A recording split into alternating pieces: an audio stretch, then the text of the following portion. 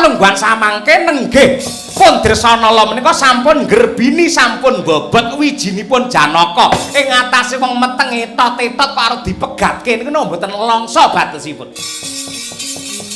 Pramila bab menika kedadipun penggalih sampun ngantos grusa-grusu ndak keseluruh. Matur nuwun Adi.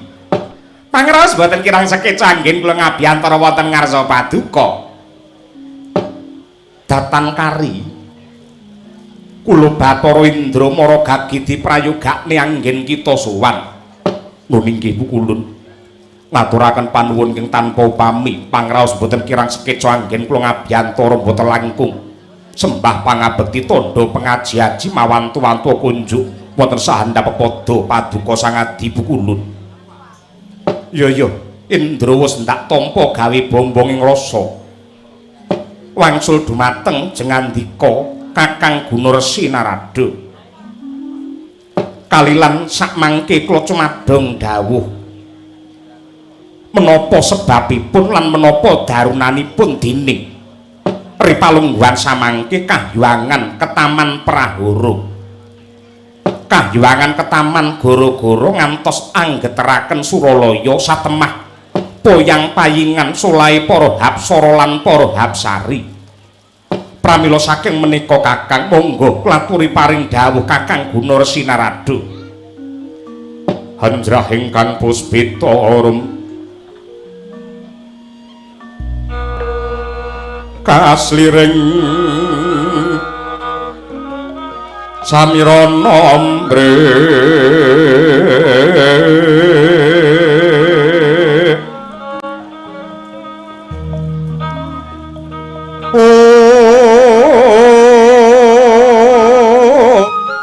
sakar kadung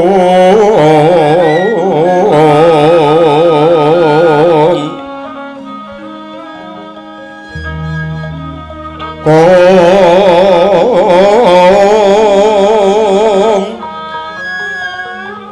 ngaskan danyo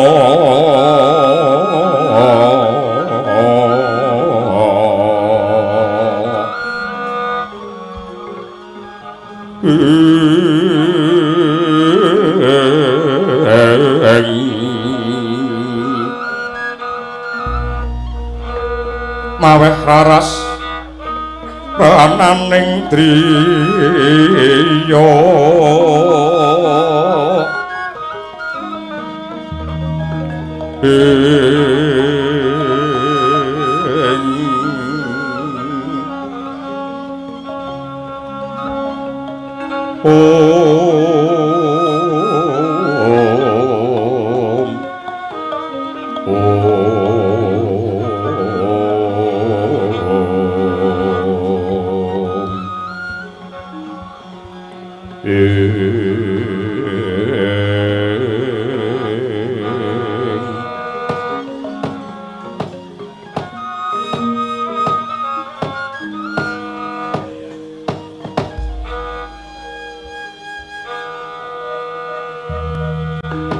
Kawula nuwun sewu Adi Pramesti Guru kalilan kula matur sisip nyuwun gungi samudra pangaksami.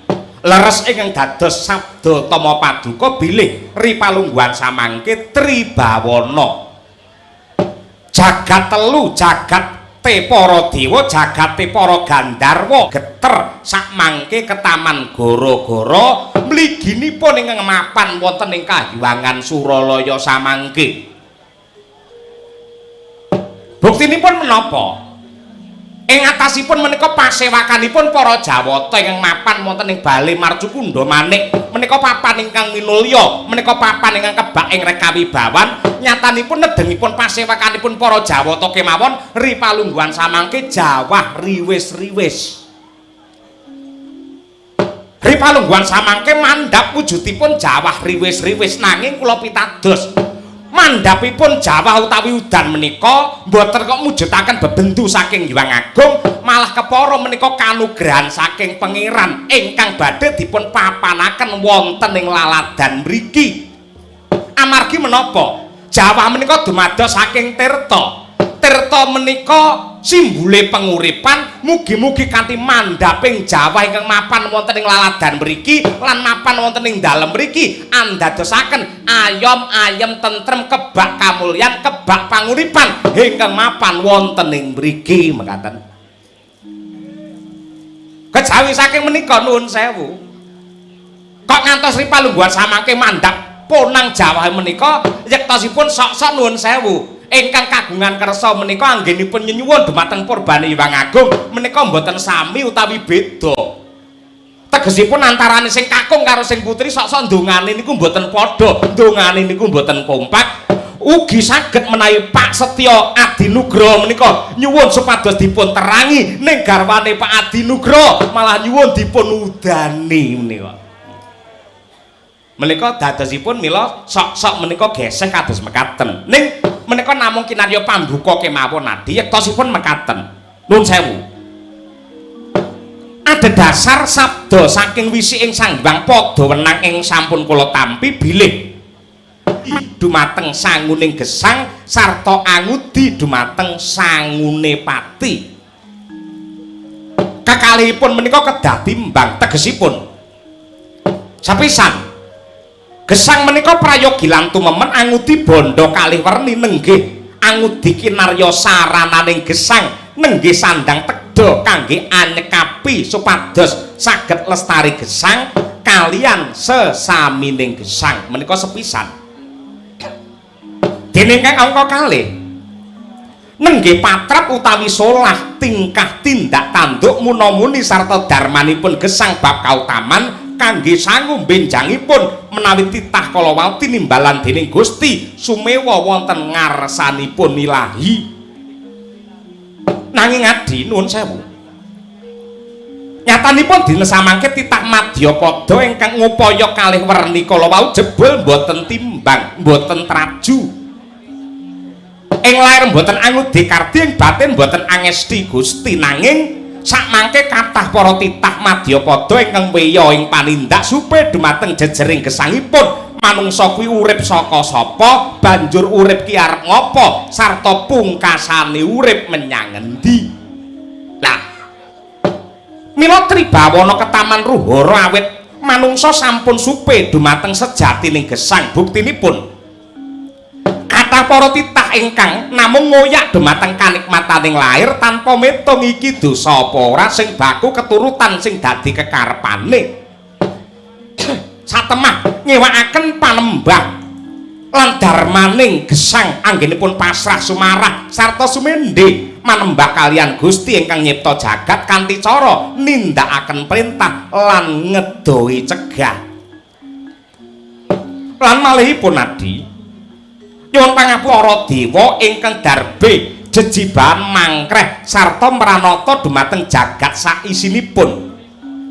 Semenipun para dewa sampun lirwa ing sesanggeman tegesipun para dewa ingkang pinitaya dening para kawula lenggah wonten ing dampar kursi kadewan mung mikir mulyaning diri pribadi lan golonganipun tanpa migatekaken panangising sagung para kawula dasih. Mongko dewa menika mapanipun wonten nginggil lho Di.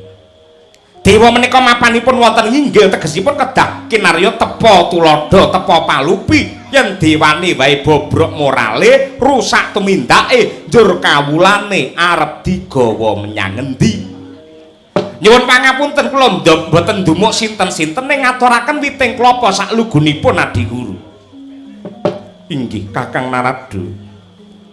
Lajeng kinarya anyirep prahara menika menapa ingkang kedah dipun tindakaken kalilan kula cumadung dawuh Kakang Narada. Nyuwun pangapunten Adi. Mboten kok nama kula menika mucal dumateng Paduka Adi Pramesti menika babar pisan mboten nanging atur kula menika namung pamrayogi mbok menawi dipun tampi. Jagat menika saged tentrem menawi sedaya para titahing Gusti anetepi dumateng darmanipun gesang piyambak-piyambak. Sarta saged dados tepa tuladha ingkang utami. Menawi sagung para titah menika saged dados patuladan tumrap diri pribadi, keluarga lan golongan minggahing bebrayan agung. kula kinten jagat menika wontenipun namung ayem tentrem jenjem permanem hayu lan rahayu. Nah, kejawi saking menika Adi kalilan kula badhe matur Tribawana ketaman gara-gara menika semunipun hanyarengi badhe lairipun Wiyan Batari Dresanala. Menawi wiji sejati estu kababar yekti badhe akarya getering jagat awit menika kula kinten badhe dados sarana katentreman sarta tuk sumbering pepadang sarta kamulyan Adi Guru. Brahmara reh mangos wumya ngambrangen kadhe karunaning kaswase haning maraga mamalatkung risang kontolastrat mojo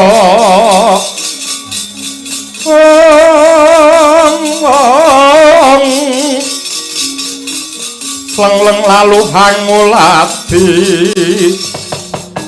surya mangkreng sang wayah kumyos hamara wayan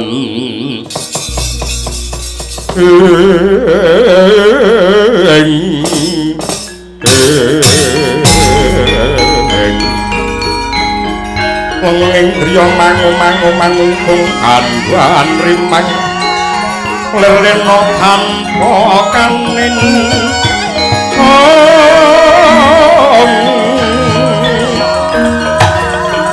ngentan tulusa mengku sang diat utama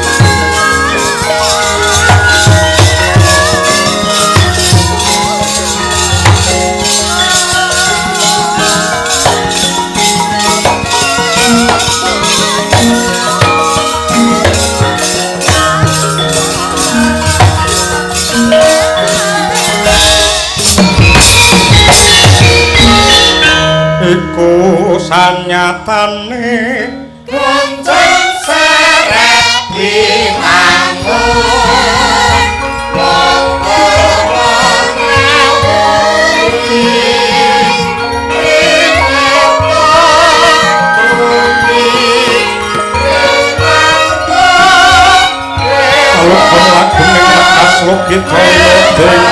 Rama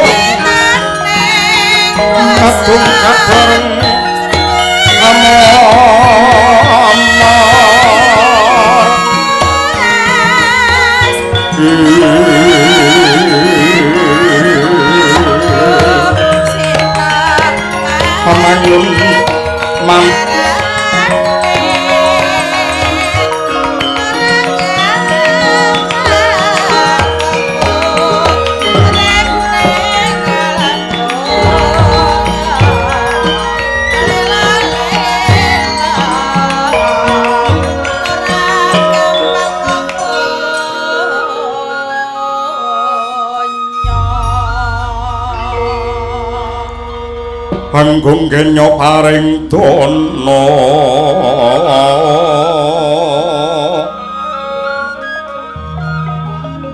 Angga kancar saben dina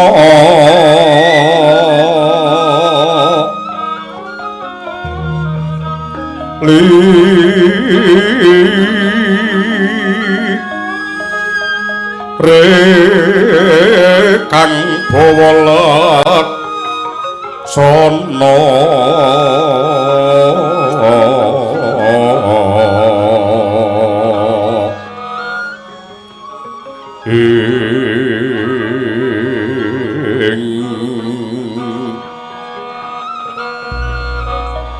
ana tepi pangandika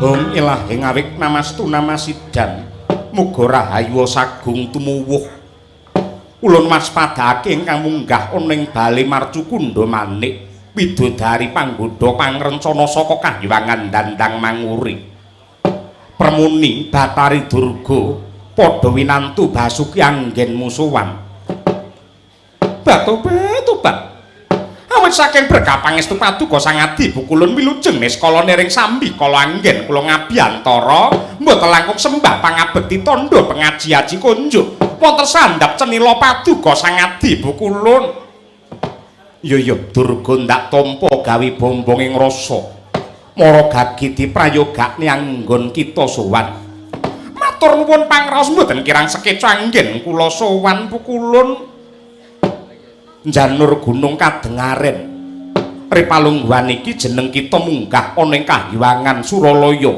mokal lamun torang gendong wigati mara gage matura ingkang kanthi prasaja Permuni nun inggih Bukulun nyektosipun malih-malih menapa langkung rumiyin kula nyuwun agung ing samudra pangaksami dene sowan kula tanpa piniji nilar ing tata krami mboten nggadahi tata susila ingkang prayogi pramila kula nyuwun agung ing samudra pangaksami Bukulun dene jangkep ingkang angka kalih yektosipun anggen kula sowan wonten ngarsa paduka menika mboten mijil saking atur wuninga bilih ingkang putra ing Tunggul Malaya nenggih pun Prabu Dewasrani rip salunggan samangke sampun ngraosake gesang ingkang kebak kamulyan kebak kawibawan jumeneng dados nata Nyakrawati Mbau Dendha mboten kirang setunggal menapa namung emanipun tasih wonten ingkang ganjil tasih wonten ingkang godhang Pukulun ingkang kita karepake kepiye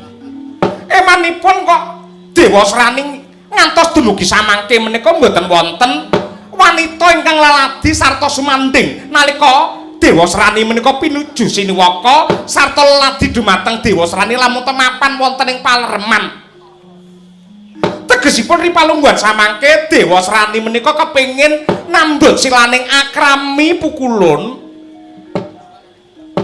Batari Durga Dewasrani kuwi kejaba putra kita uga putra ulun pribadi yen pancen Dewasrani mutah kepingin palakrama mara gage matura widodari ngendi sing di bakal diayunake yen putri saka ngendi mengko ulun pribadi ingkang bakal saguh nyinang jambe suruwe ulun pribadi ingkang bakal nglamarake Durga syukur bagi sewu yen tetela kados mekaten Pukulun nanging nuwun sewu mboten wonten wanita ingkang gumana musik salebetipun batosipun nenggih pun Dewasrani kejawi namung widodari ing Kahyangan Argadahana atmajanipun Bathara Brahma nenggih nggih pun Bathari Dresanala Pukulun. Kusik Durga, apa jeneng kita ora kulak pawarta adol pangrungu lamun Bathari Dresanala kuwi wis ora ijen meneh, tegese Dresanala wis wineng kowe kakung ya acutake katresnane Dewasrani padha karo ngrusak pagrayu mbubrahke wong bebrayan. Nanging sampun dados sumpahipun Dewasrani paribasan pinalangana 64 rinantya medhot. Nanging nadyan kaya ngapa lan kepiye kuwi ngrusak marang tatanan. Nanging damel tatanan lan aturan menika lak tetunggulipun para Jawata tiyang sepuhipun Dewasrani nggih paduka pukulan Sang Hyang Jagat Pratingkah, paduka Sang Hyang Girinata, banger bacen abang ijo, budak bening tumrape jagat saisinipun menika wonten purba wasus paduka Sang Adi Pukulun. Kula kinten paduka mboten badhe angel, mboten badhe kawratan menawi megataken katresnanipun Janaka kaliyan Dresanala, lajeng mala kramakaken Dewasrani kaliyan Dresanala menika bab ingkang mboten angel lho Pukulun. Kadyatri sang kapirangu pinangka kinempit-kempit dosa ngreknaning bawana. Ya si tukang walang ati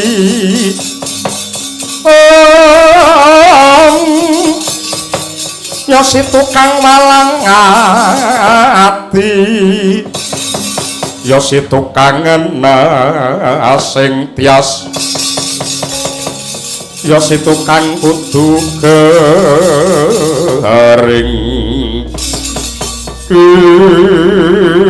Bathari Durga.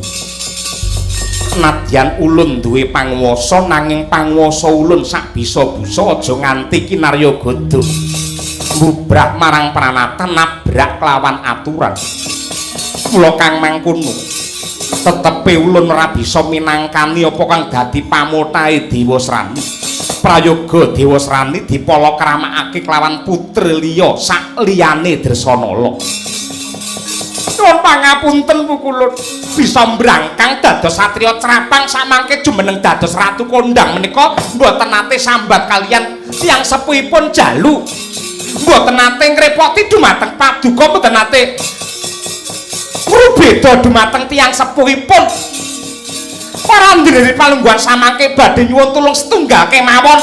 Anggenipun badhe palakrama kaliyan Dresanala paduka mboten kepareng minangkani menika kebangetan sanget. Kula mesakaken dumateng kawontenanipun Dewasrani mongko katresnan menika sipatipun wuta lan dados sumpahipun Dewasrani menawi mboten dipun pinangkani palakrama kaliyan Dresanala badhe dipun entengaken pejahipun Pukulun. Tinimbang Dewasrani menika pejah lampus diri kendhat tali murda sudha salira. Nyuwun pamit kula piyambak yen badhe mateni dumateng Dewasrani.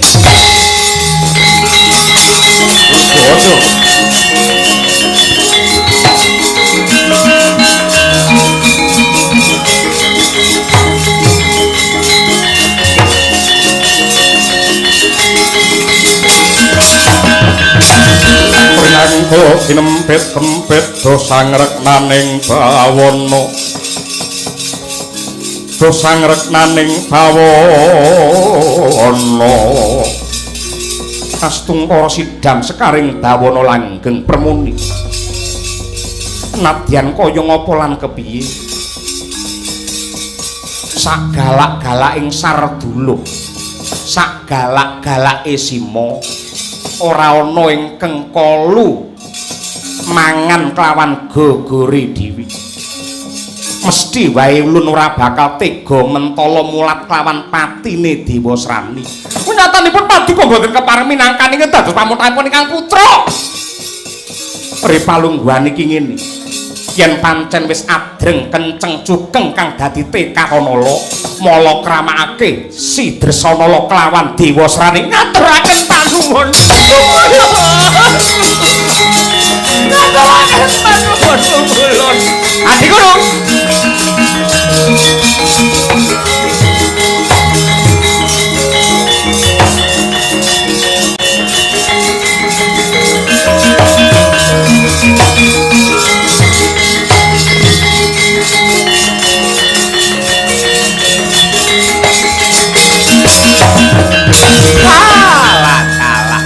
Berkenjang pak pong Marudaya Ada soto jenenge rombong, rambut dawa jenenge gondrong.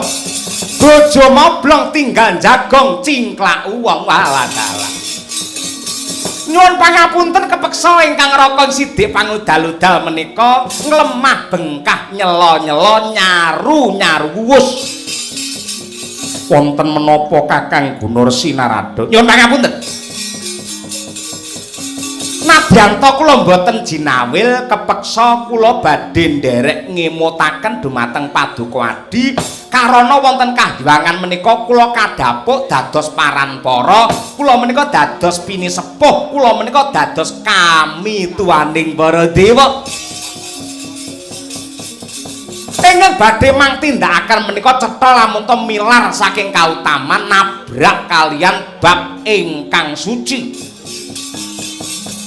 Anggen Paduka badhe misahaken katresnanipun Janaka kaliyan Dresanala lajeng mala kramakaken Dresanala kaliyan pun Dewasrani menika mangke ngrusak tatanan glandang carang saka pucuk kriwikan dadi grojokan perkara sepele dadi gawe.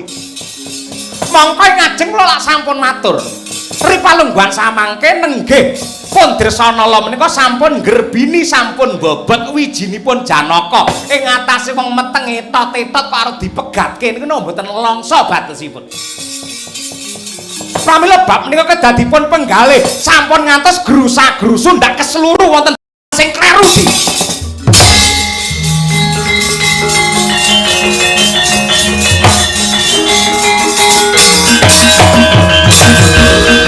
Kakang Narada punapi ingkang menang Murba Wasesa Tribawana menika sinten? Teka lamun Adi Pramesti Guru dados patih Paduka kamituwaning para dewa. Menawi Paduka patih kula Paduka ratunipun kedahipun patih menika lak mbangun miturut ing reh perintahe ratu. Ning kedah ningali langkung rumiyin, kedah ngitung langkung rumiyin, dawuhipun ratu menika kados pundi? Menawi hanjok dhumateng kautaman kula badhe tutpuri, ning yen hanjok dhumateng kanistan kula meksa ngemutaken di. Ngibaratipun kreta jaran sak kusiripun. Leres. Kreta jaranipun kula kusiripun Adi Guru. Kenging menapa kok wonten kereta jaran mboten manut kalian kusiripun merga karo kusire arep dicemplung nenjo glangan. Pramila kula mboten saged nampi ngemutaken dhumateng Adi Pramesti. Ngibaratipun curiga lan warangka nggih keris kalian rangkanipun kula kadhapuk njing andika kadhapuk dados kerisipun kula dados rangkanipun. Kenging menapa wonten keris badhe mlebet wonten rangka kok rangkanipun boten purun merga kerise bengkong. Keris menika menawi bengkong tartamtu badhe ngrusaki tatanan ngrusaki bekakas. Cekak cukupipun sampun dados pur sarujuk kalian sabda ulun prayogi leren kemawon saking golonganipun para dewa. Lah iki sing tak tunggu.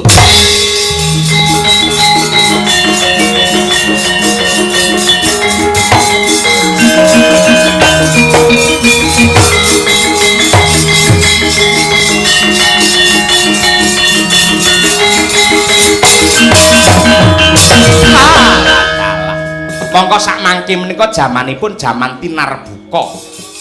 Jamanipun menika jaman merdika sinten kemawon dipun keparengaken ngudal gagasan lan ugi ngudari wawasan jumbuh kalian krenjeting batos. Ning nyatanipun wonten ingkang beda panemu wonten sak lebetipun pasamuan mriki jeng ngandika malah ngendika kados mekaten. Nggih, mboten dados menapa. Kula leren saking golongane para dewa mboten masalah. Kula mang pecat saking rombongan Suralaya budaya mboten napa-napa. Wong nyatane bar niki nggih sepi mawon kok. Pun to kula mang lereni mboten napa-napa. Blangkone kula balikke sajarike mangke. Mboten masalah. Blangkone anyar.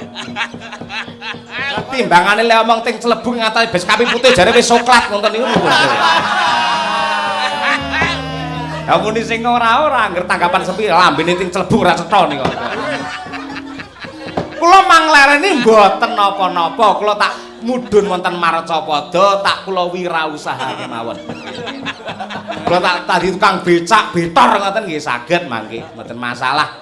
Tinimbang dadi dewa ning nyangga dosa ingkang tumpuk matumpa-tumpa. Nggih. Kula tak leren kemawon. Ning nuwun sewu, kula badhe matur sekedhik kemawon. Kula inget ngendikanipun utawi dawuhipun Sang Hyang Padawenang. Nggih.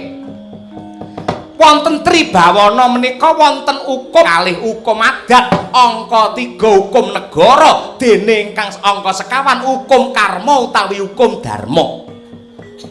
Hukum kodrat menika saged dipun wiradati. Contonipun jam 12 awan, panase ngentang-ngentang. Wong metu saka omah mesti kepanasen. Ning saged dipun sranani waton ngangge payung, nganggo caping, mboten badhe kepanasen melih. Tegesipun hukum kodrat saged dipun wiradati.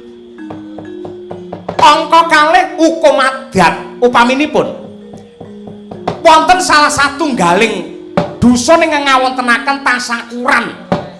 Salebetipun tasakuran kalawa kedah mujudaken sesaji ingkung kebo. Ning gandeng kebo larang regane tur lagi paceklik. Para kawula mboten saged tumbas kebo. Menika saged dipun salini, saged dipun wakili. Mboten kudu kewan kebo tenan, ning tuntut gedang menika disikili papat saka pring, diwenehi sungu saka pring. Nika pun muni kebo, danyange ya wis ora protes. Wonten malih yen rabi karo prawan kene syaraté kudu bisa mujuti sras-sran, wujude emas sak gentong. Niku mboten kudu emas gedene sak gentong niku mboten, ning emas 2 gram diwadahi gentong niku wis muni sak gentong. Hukume niku pun sah. Ngoten niku. Ngoten. Nggih. Niku menawi hukum adat, angka 3 hukum negara niku saya gampang disranani, saya hukum wonten Kahyangan Suralaya.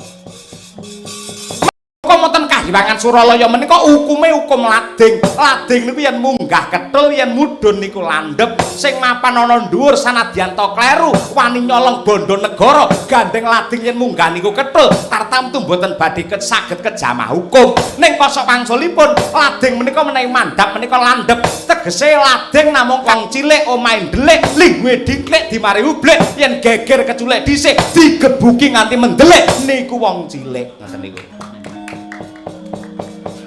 Hukum ingkang pungkasan, nggih. Hukum ingkang pungkasan nenggih hukum karma utawi hukum dharma. Niku sedaya ngeglo cetha mboten saged ngapusi. Yen ireng ya ireng, yen putih ora kok coklat ning tetep putih. Yen putih ya putih, ireng ya ireng ngoten niku. Tegese mboten saged dipun wiradati, mboten saged dipun seranani menapa-menapa. Merga niku hukume tumindak, wong nandur bakal ngunduh, utang nyaur, sing nyilih balekake, sing dandake bakal ngenggo. Nyuwun pangapunten. Menawi ngantos wonten hukum karma ingkang badhe katampi dhumateng Adi Guru sampun ngantos sambat dhumateng sinten-sinten. Tunggak waru Narada ra melu-melu.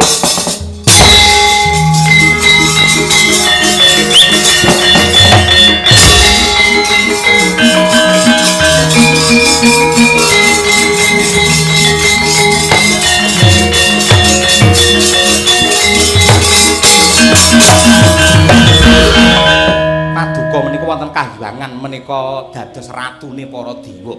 Paduka kedah kereng, kedah kagungan kawibawan sampun ngantos doting celbu ngucape ngoten niku. Ampun mau mendel wae. Ning Sang Hyang Narada ki dewa sing sepuh, malah sing tuwa-tuwa ngoten niku omongane sing ora cetha ngoten niku malah. Ketoke tuwa ben ketok enem terus numpak taruna ngoten niku. Padahal taruna sampun dipun sade sak menika. Mboten patut babar pisan. Wong ya teka. Niku mangkat. Saya nggih pun mung kathah sanget lho batu. Dewe ngecakrak-cakrak, dewe ngebergas-bergas, dewe nggantengani jat nika. Parek kok diingu, diopeni, diblonjo, dibayar kemawon. Iki memang blonjo ki napa? Angger linggo atlet pun langsung tilem lho nika niku. Ora ndina diopeni kemawon. Dapure mang pirsani dedeke cebol kadon kata kaya cerek ra menjaji. Cangkemmu muni apa? Apa rumangsamu aku wis adoh? Aku lagi tekang simpang simo ngono ae. Kowe ngelokne aku dewa cebol kaya ceret apa raimu ki mbejaji apa kowe ra ngilu karo githokmu? Apa kowe ra mawas diri? Apa kowe ayu-ayune widodari ngono piye? Nadyan to ki raimu kok suntik ping 17 kowe tetep elek. Kowe tetep tuwek ngono. Ngendel-ngendel ke ngelokke dewa kaya ceret, dewa cebol. Ora ngilu karo awake dhewe ora. Bola bali widodari dapure kaya begenggek ngendel-ngendel kowe. Ya tobat, tobat. Ya Allah.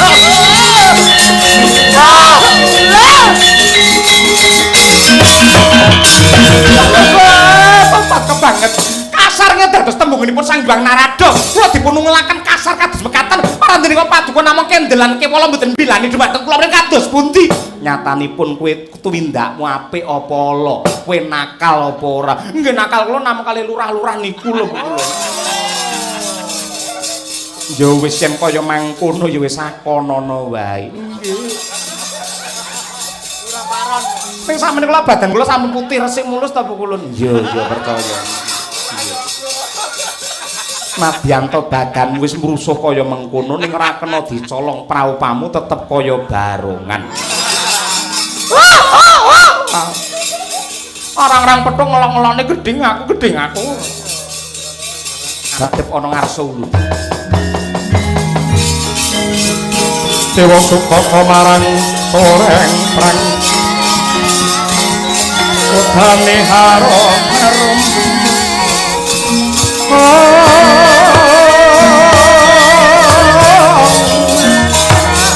Rentano ngawiyah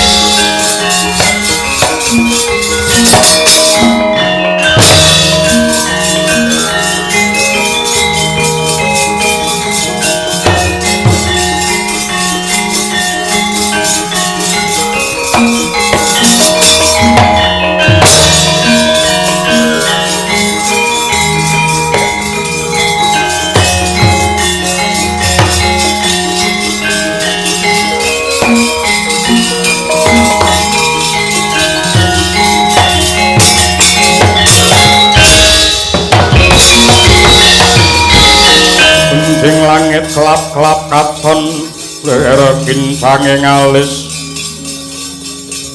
risalang maweh gandrung sabarang kadulu pantramiji dumateng ingkang putra kalilan kula pun Brama ngaturaken sembah pangabekti kunjuk wonten ing sandhap pada paduka Rama Bukulun. Yo Brama ndak tampa gawe bumbung ing rasa.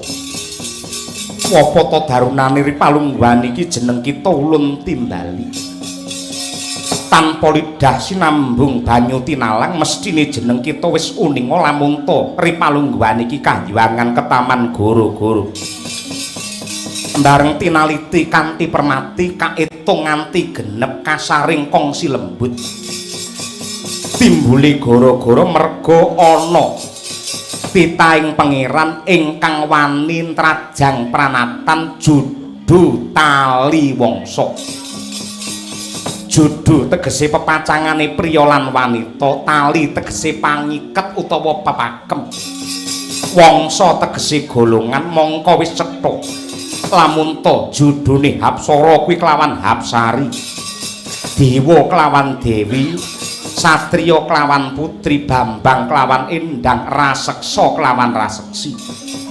Ya merga bebrayane menungsa kelawan widodari ingkang dadi tuk sumbere dahulu. Ora ana liya kejaba bebrayane Janaka kelawan putra putri kita ya kuwi Dresanala. Mula kanggo nyirep anane prahara iki ulun paring kawicaksanan. Pegat Sanala mengko bakal ndak palakramakake kelawan putra ulun tedhak turune dewa. Ya kuwi Narendra Tunggul Malaya Dewasrani.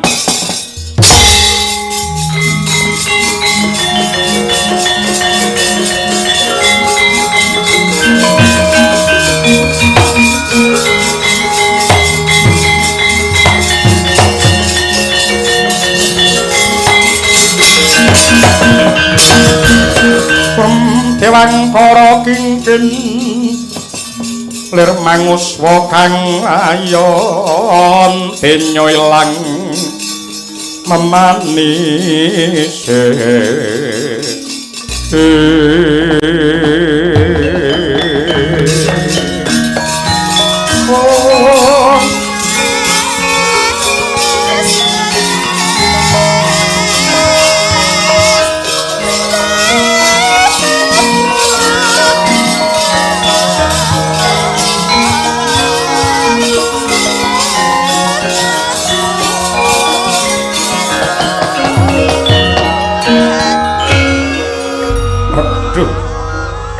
Rama pukulun jimat sesembahan kula kadhi sinambring gelap jantung kula saksampunipun nyurasa dumateng pangandika paduka magepokan kaliyan anak kula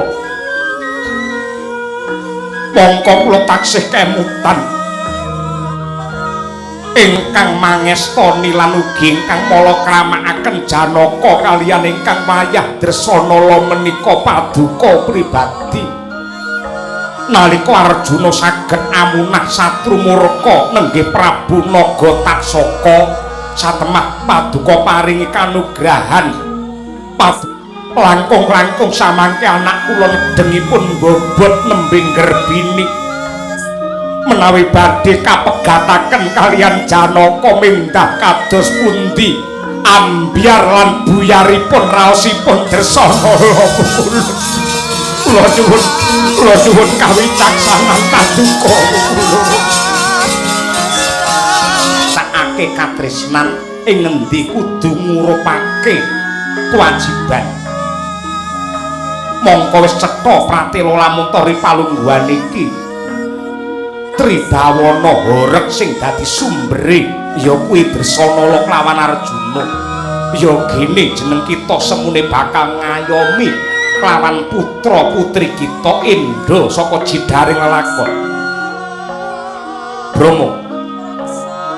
Yen pancen jeneng kita wegah nampa wewarah nampik marang pitutur becik abot kelawan keluargamu.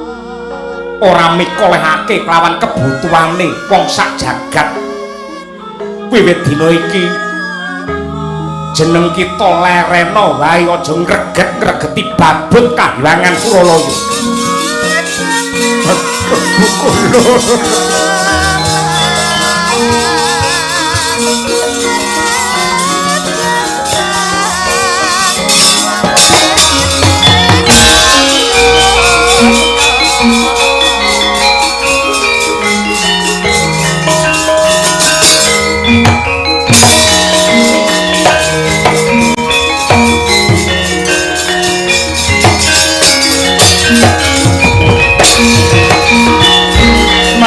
Anggrosro sasumbar Lindho getar bumi gunjing Kumaludha kuntara ketuk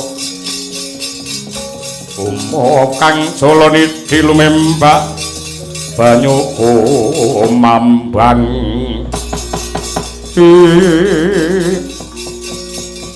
Bathara penyarian ingkang sebana ngarsa ulun ana parigawe apa penyarian Aduh kulun sewu lepatang Dawadono ngaturaken kedrawasan mapan wonten ing alun-aluning para dewa nenggih repat kepanasan wonten denawa ingkang barang ngamuk naminipun Yaksa Dawuru manguh sarta sumbar boten badhe mendho boten badhe leren anggenipun ngrusak pepasren Suralaya menawi boten kasembadan palakrama kaliyan Widadaring Argadahana Batari Dresana.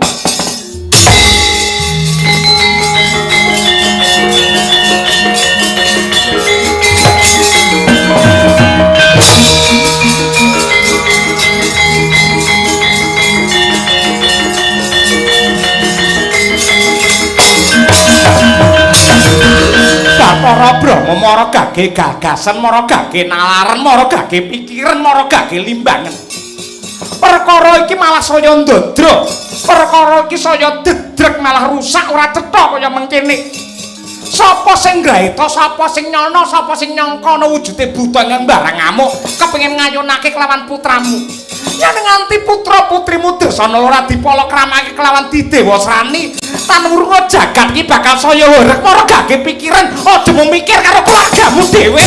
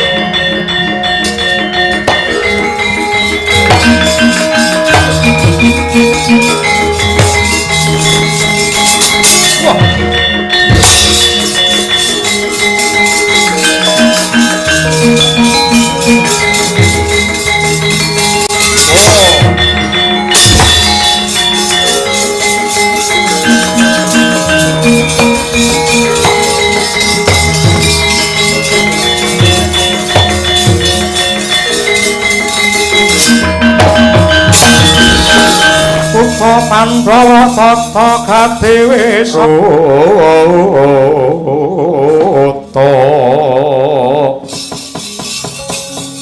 pawana bana margana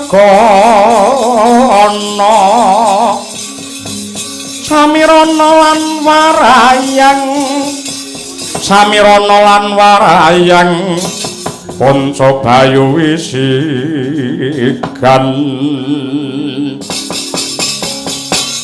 wisikan gulingan limo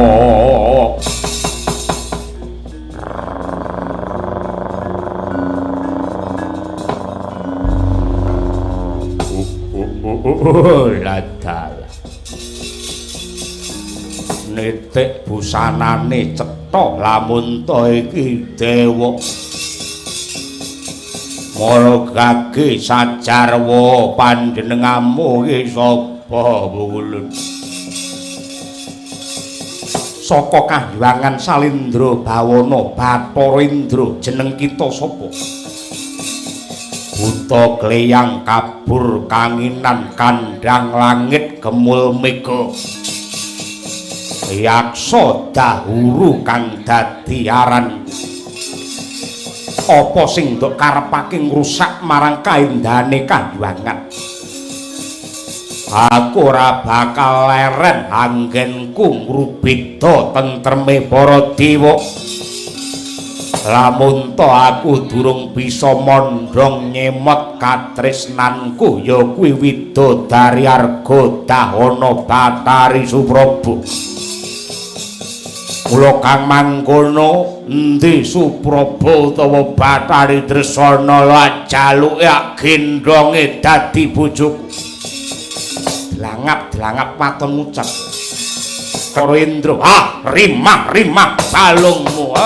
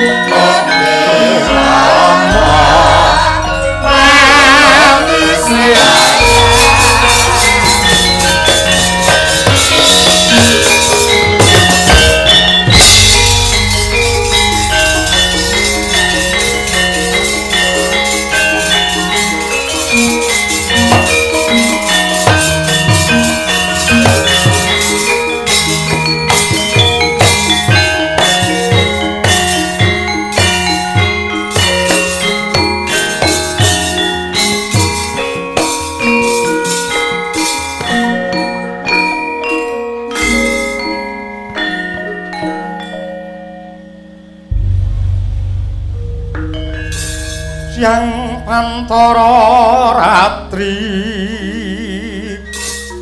namung cipta pukulun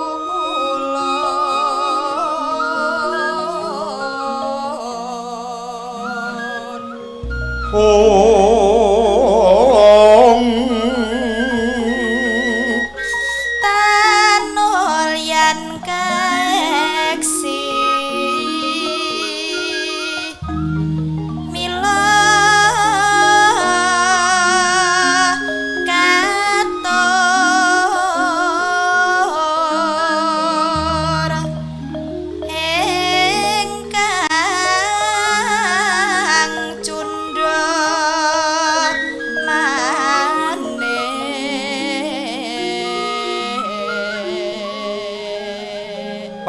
prasasat rageng ulun kang sumambah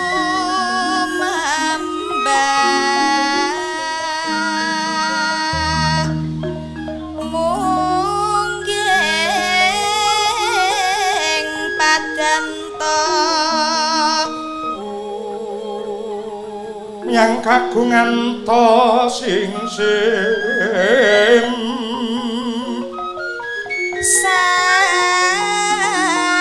sasat sampun prapti katon nastapu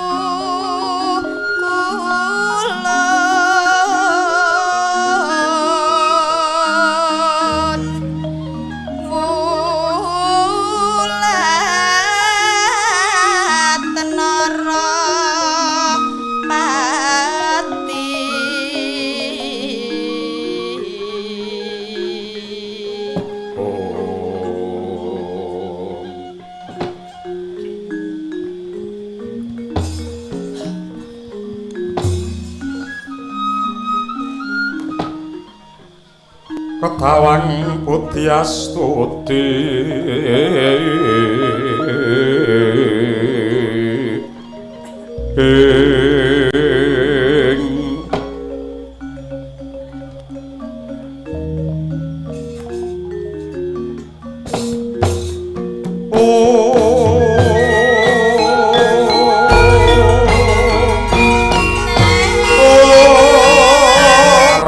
Amiji ingkang garwa puji syukur kunjuk mring Hyang Agung awit kamurahan kanugrahan kang diparingake marang Janaka kelawan Yayi Dresanala kapracihna ripalungguhan iki Yayi Batari ngandhut wisejarah Kanjeng Pangeran kula nyuwun pangestu panjurung paduka mugi-mugi ing Jabang Dayi hamba bar kamulyan tumraping bebrayan agung Yayi rina pantaraning wengi sun rewangi cegah dahar kelawan guling ing pangajap laire jejabang besuk bisa netepi kekudangan dadya satriya pepunjuling jagat minangka pandam pandhoming kautaman Yayi Batari ngaturaken kenging panuwun dene paduka paring sih katresnan suci dumateng kula miwah Jabang Bayi ingkang kula kandhut tulusing kasetyan namung kula kunjukaken dumateng paduka Pangeran Arjuna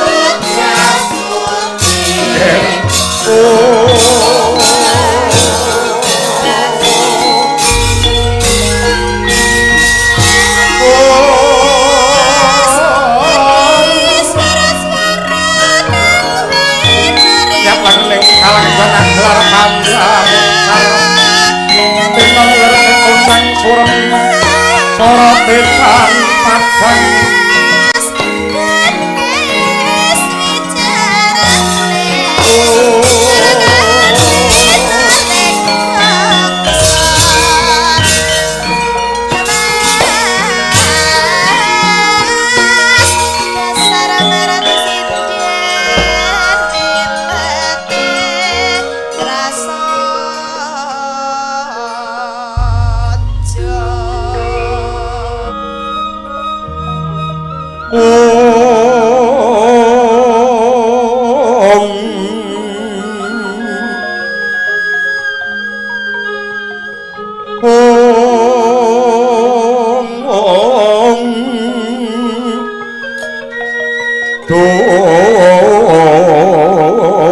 tengrat kutama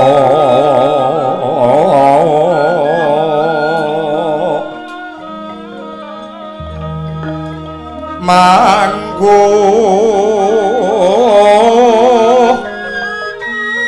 manugraheng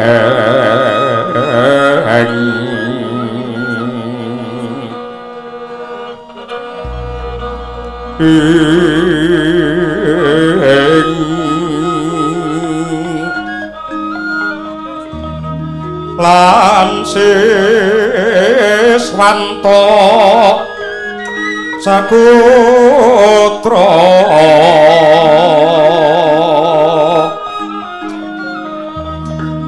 tang wasminulya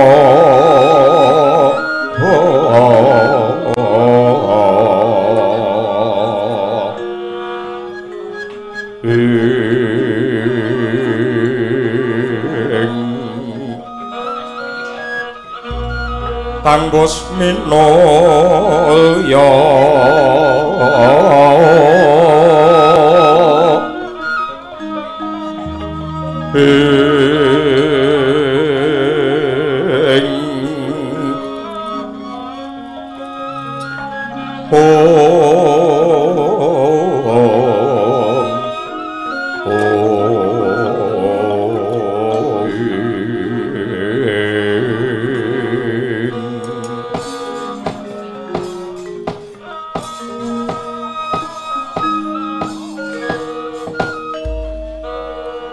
kawula nuwun sewu sarawuh paduka Kanjeng Rama wonten ing Taman Sari Kahyuwangan Arga Dahana kula ingkang putra Dresanala ngaturaken sumungkeming pangabekti tandha pengaji-aji mawantu-wantu kunjuk Rama semantun ugi kula Rama Pukulun ingkang putra Madukara ngaturaken sembah pangabekti kunjuk wonten sandhap padha paduka Kanjeng Rama Pukulun astung para sidham sekaring bawana langgeng ya Dresanala klawan Arjuna banget panarimanipun Rama dene nganti semono pakurmatan ingkang ndok caosake marang pun bapa ora liwat pangestu ulun wae tumrap lawan jeneng kita Sarimbit Gurawalan anggen kula mundi tinampi tangan kula kalih mugi andadosaken jimat kacandhi wonten pucaking weni mugi andadosaken kasantosan lair batos Kanjeng Rama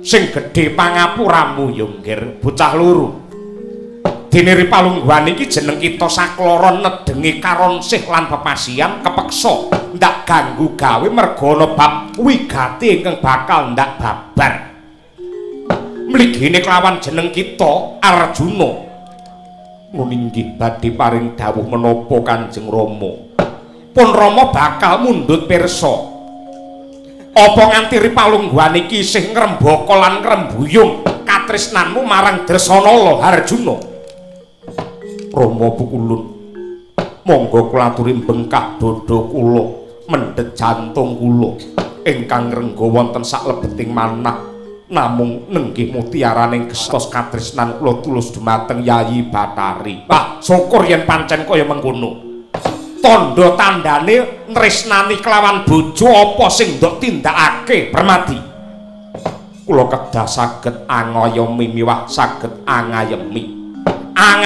tegese piye sewu dalan kula budidaya supados akarya tentrem penggalihipun Yayi Bathari Dresanala sampun ngantos gelo sarta kuciwa raosipun yen ngayomi tegese piye menawi wonten tiyang ingkang murang tata ngepok singgul jarak sarta ngrubeda dumateng raosipun Dresanala tartamtu rawe-rawe rantas malang-malang badhe kula tatas bagus yen pancen kaya mangkono mulat mara Sang Arjuna Hasmunira kamanungsan sawangnya gendreh manis liringe dikamantian